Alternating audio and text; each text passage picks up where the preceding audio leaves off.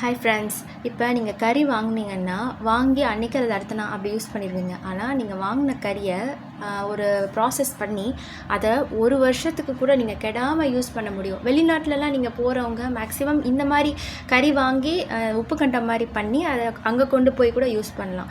அது எப்படின்றத நம்ம இந்த வீடியோவில் பார்க்கலாம். ரொம்ப ரொம்ப டேஸ்ட்டாகவும் சூப்பராகவும் இருக்கும்.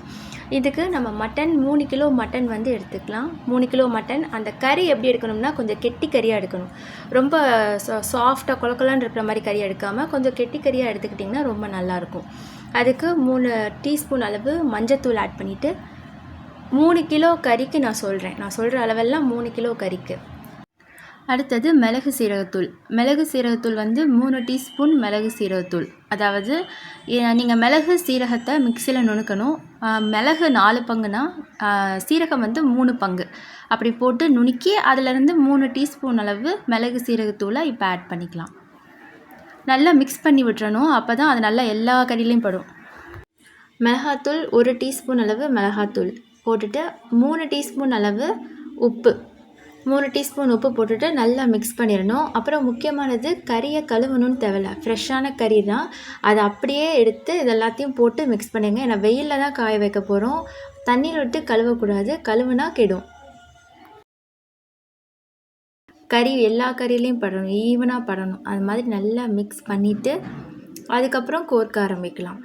கோர்க்கும் போது நல்ல நீளமான கொஞ்சம் தடிமனான நூல் சேனல் எடுத்துகிட்டு குண்டூசியில் இப்படி கோர்த்து வச்சுட்டு அதுக்கப்புறம் ஒவ்வொரு கறியாக சொருகி நீங்கள் கோர்த்துருங்க. நல்லா இந்த மாதிரி நீளமான நூல் எடுத்துட்டிங்கன்னா தான் கரெக்டாக இருக்கும் 3 கிலோ கறிக்கு. இந்த மாதிரி கறியில் நடுவில் குத்தி அதை அப்படியே நேராக கீழே இழுத்துருங்க. அவ்வளோதான். இப்படியே ஒவ்வொரு கறியாக கோர்க்கணும். நீங்கள் இப்போ கோர்க்கும் போது கேப் விடணும்னு தேவையில்லை. மேலே ஆனால் போய் மொட்டை மாடியில் காயும் போது ஒரு கறிக்கும் இடையில கேப் இருக்கணும். அது எதுக்குன்னா வெயில் வந்து நல்லா ஃபுல்லாக நடுவில் வரைக்கும் நல்லா படணும். கேப் இருக்கணும். காற்று நல்லா அங்கே வந்து ஏர் ஃப்ளோ நல்லா இருக்கணும். நல்லா வெயில் நல்லா அதில் இறங்கணும். அப்படி இறங்கி நல்லா காயணும். 3 நாள் காயணும். அப்போ தான் அது நல்லா ஒரு பிளாக் கலரில் ஒரு ஹார்டான ஒரு இதாக வந்து மாறும் இந்த கறி. அப்படி மாறி நல்ல வெயிலில் காஞ்சால் மட்டும்தான் கெட்டு போகாமல் இருக்கும். 1 வருஷத்துக்கும் நம்ம கறியை வந்து மேலே போய் காய போடுறது ரொம்ப முக்கியம். இந்த மாதிரி நல்ல லென்த்துக்கு இவ்வளோ கேப் வந்து ஒவ்வொரு கறிக்கும் இடையில இப்படி கேப் விடணும். அப்படி கேப் விட்டு நீங்கள் மொட்டை மாடியில் வெயில் ஓப்பன் ஏரில் ஓப்பன் ஸ்பேஸில் நீங்கள் வந்து வெயிலில் காய வைக்கணும். 3 நாள் காயணும். 3 நாள் காஞ்சாதான் நல்லா அது சுருங்கி கலர் வந்து நல்லா பிளாக் மாதிரி ஒரு பிளாக் கலரில் மாறிடும். ரஃப்பாக இருக்கும் இந்த மாதிரி. இப்போ வந்து 3 நாள் கழித்து நான் காட்டுறேன். இந்த அளவுக்கு நல்லா சுருங்கி நல்லா பிளாக்காக ரஃப்பாக இருக்கும். அவ்வளோதான். இதுதான் உப்பு கண்டம்.